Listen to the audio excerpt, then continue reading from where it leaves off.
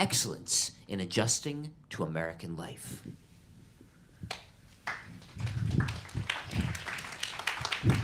Thank you so much. When I was in high school, many people didn't know that I was from Europe and had been in hiding with my family. My mother never talked about it. My brother Freddie never talked about it. Plus, who would want to hear it? We want to hear your story. We need to hear your story. Do you really want to know? Yes, Edie. What do you remember? First, I remember happy times.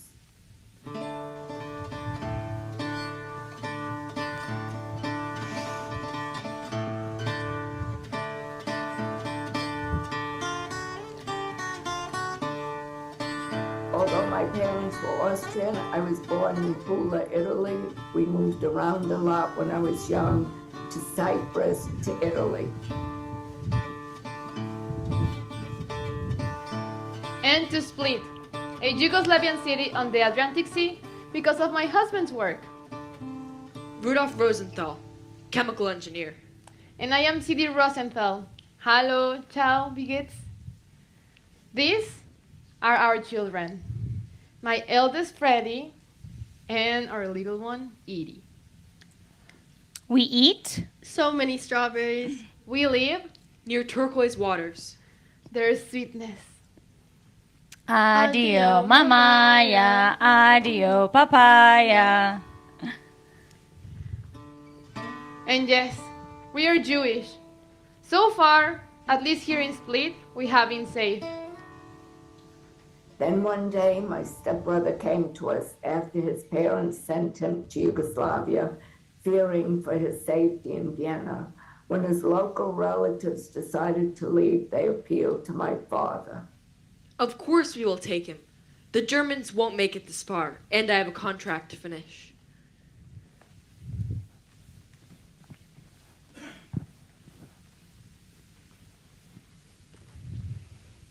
Children, Henry is one of us now.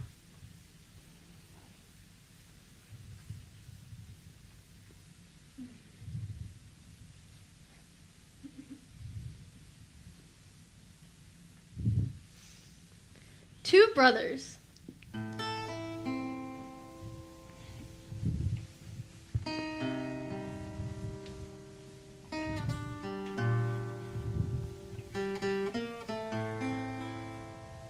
I remember the moment when the Nazis marched in. I was almost 6. We happened to be out in the town and everything stopped. Then they made an announcement. All Jewish men must register, or else they'll be killed. Then they took 2 men and hung them. I saw it with my own eyes.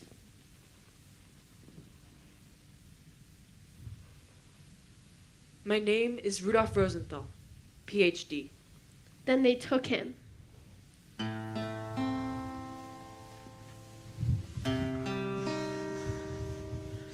Papa?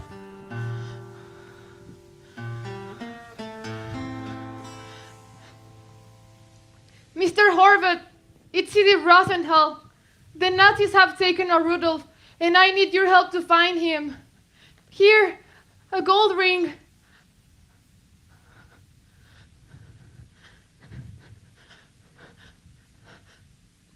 Mr. Kovacevic, I know you value Rudolf. Here, an amber necklace, a ruby brooch.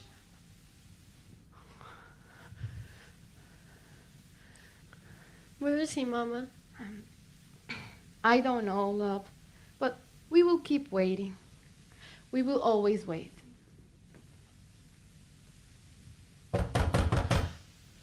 Papa? Stay quiet. Do what they say.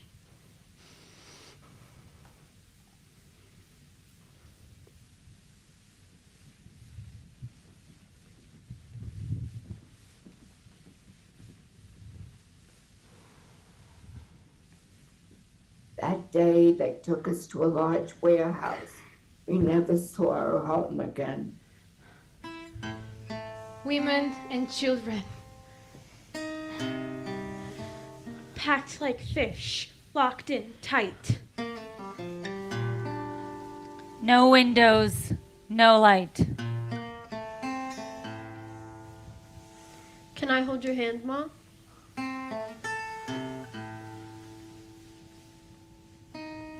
Cannons blast from the rooftop. Sometimes they let us outside.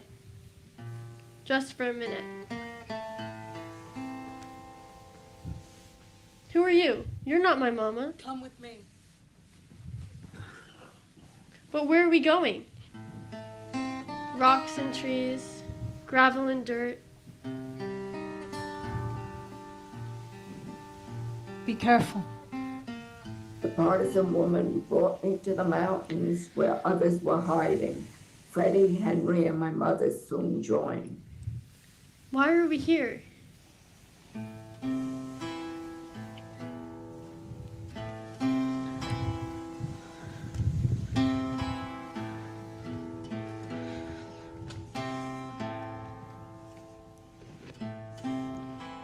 Then they took us to an empty factory apartment where we stayed in secret. Yet the German soldiers were onto us, and the partisans said we must go hide in the mountains. In the midst of all this, Henry took ill with appendicitis. My mother begged the man she knew to help. Someone operated on him without anesthesia, but there was no time for him to recover. We must keep going. But my wound.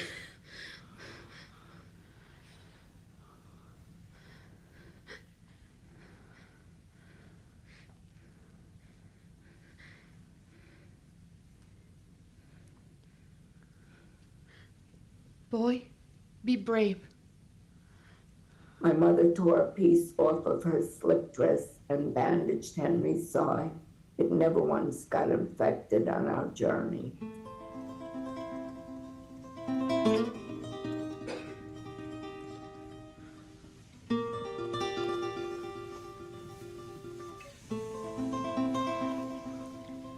Nighttime walking, sunrise hide, hiding, moving, moving hide. Up in the mountains, we were met by a guide who led us on foot through the hills and forests as we fled with some other families to the water. Sometimes he'd put me on his shoulders and feed me sugar cubes. Tall as trees, watch me glide, hiding, moving, moving hide. Witza, move quickly.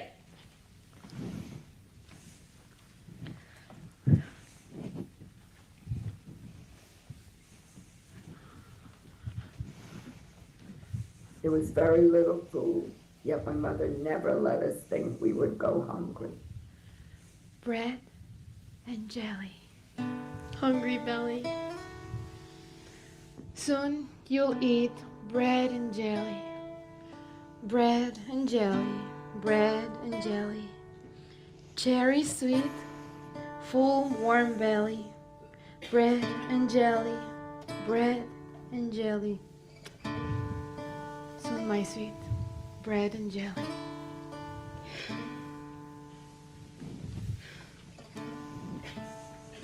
Walking forever. Freddie, do you know where we are? Hush, Henry. Everyone down. Behind me.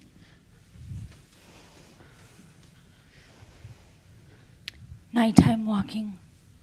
Sunrise hide. Hiding, moving. Moving, hide.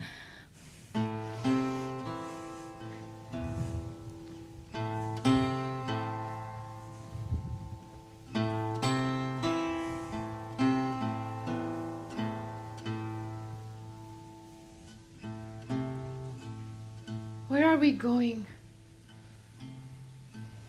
Water below. The guy says a rowboat will come for us. Our freedom so close, just across the sea. Every day, we climb down the hill, wait for a boat to arrive. nothing inside. Climb back up and hide.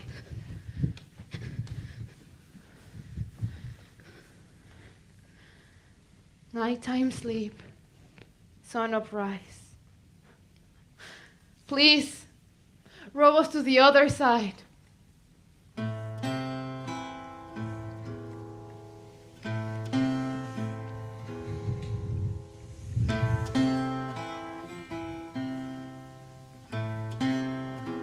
One day when we went to the shore, a rowboat finally came. The sculler pulled out a knife and said, If anyone makes a peep, you'll get stabbed.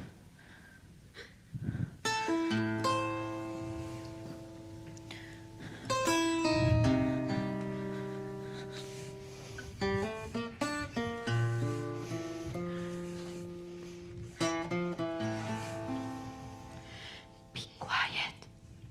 Don't say anything.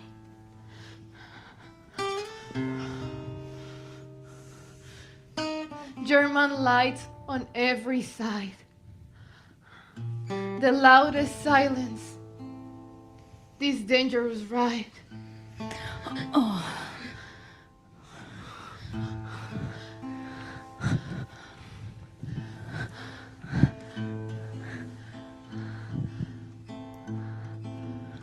We're in a place called Vis, in Italy. No more hiding. People smile at me, but Mama, I'm hungry. Soon we boarded a British ship to Bari. On the ship, my mother saw a garbage can. Children, come!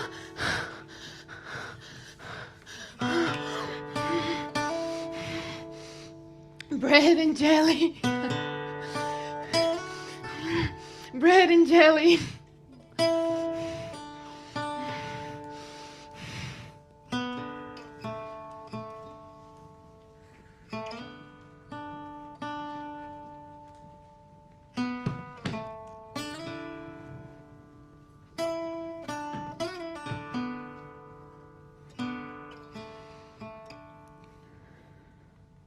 In Bari, my mother was interrogated by British and American officials. She wanted to go to England, where her mother had gone long before the war, but they rejected her. Listen, I will tell you everything you want to know. I named countless collaborations with the Ustashi. But you must get my children and I to safety. England, Palestine, America even. Well, there's one potential opportunity, but it would be temporary. You see, there's a quota for Jewish immigrants. Put us on that ship now.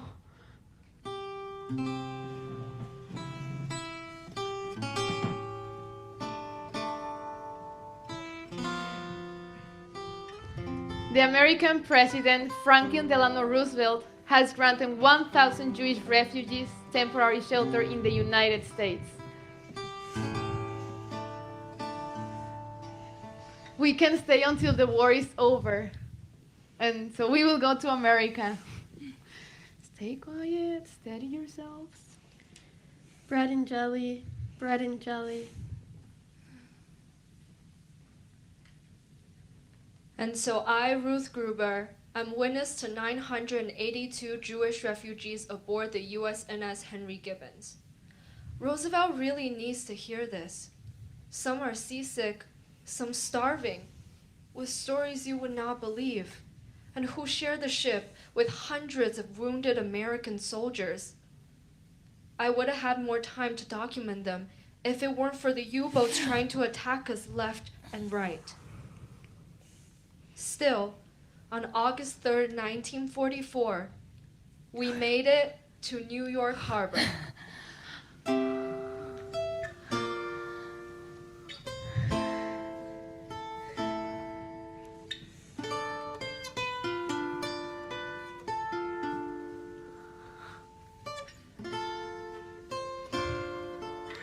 When the USNS Henry Gibbons docked, we were taken by train to Oswego, New York, to an 18th and 19th century military camp, Fort Ontario.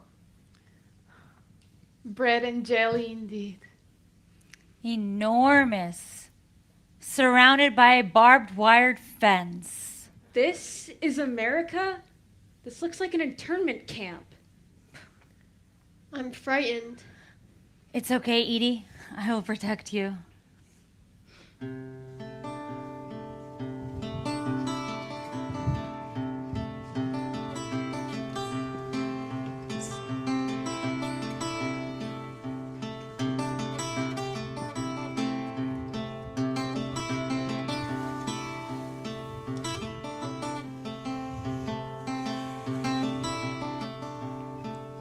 My name is Edie Rosenthal. I'm 8 years old and I'm in first grade at Fort Ontario. My teacher's name is Mrs. Mack and I love school. I live with my two brothers, Freddie and Henry, my mother, my goldfish, and my cat Mutzi, who my mother found. She is very cute. We live together in an old Barracks? barracks, and when it gets cold, it Snows? snows a lot. Mutzi is very cute. We stayed at Fort Ontario for 18 months. In 1946, after Roosevelt died, President Truman granted us visas. We boarded a bus that went up to Canada. The bus turned around and drove us back into the United States. When we got back to Fort Ontario, there was a man sitting at a desk saying, Welcome to America. Thank you. We can stay? Yes, my dear. Thanks goodness we can stay.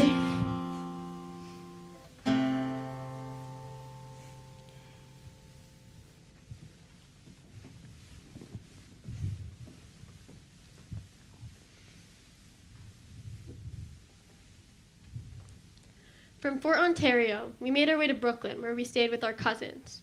Henry went to live with his other relatives and attended boarding school in upstate New York. He became a scientist who did research in Antarctica. As an adult, Henry created a map of our escape through the mountains, which I still have to this day. My mother started working for a dermatologist, and we moved into his basement. Eventually, she met another widowed Holocaust survivor, and we moved to Sunnyside. I continued to go to school and became a pretty normal American teenager. Edie, remember your curfew is at 8:30. Okay, Freddie. And tomorrow I will take you to dance class. With that, my father, Alfred, or Freddie as we called him, helped raise me.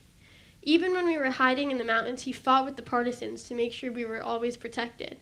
The best big brother, Freddie made sure I was always safe and on track. Later, he became a very successful businessman and retired at the age of 92. Yes, we had survived, but there was still an ache in our hearts.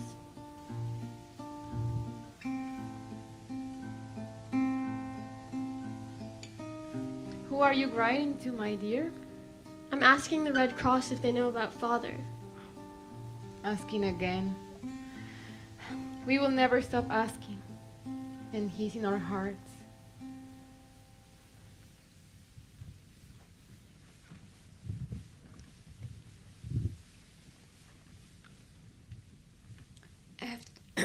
After high school, I attended Hunter College and worked in the title department at Columbia Pictures. I married Herbert Hirsch, who I met on a blind date. We had a wonderful life and were married for 65 years. I became a mother to two boys, Richie and Brad, and worked for 40 years as an ICD-9 coder at Parker Jewish Geriatric Institute. Now I have three remarkable grandsons, Tyler, Daniel, and Eric. In April of this year, I finally learned about the murder of my father. I'm amazed by the Jewish community coming together and documenting all of the people who were killed by the Nazis in Split. This includes the Jewish people and those who lost their lives saving us. They are now honored in Yad Vashem. I am thankful for our survival and for the chance to have a wonderful family.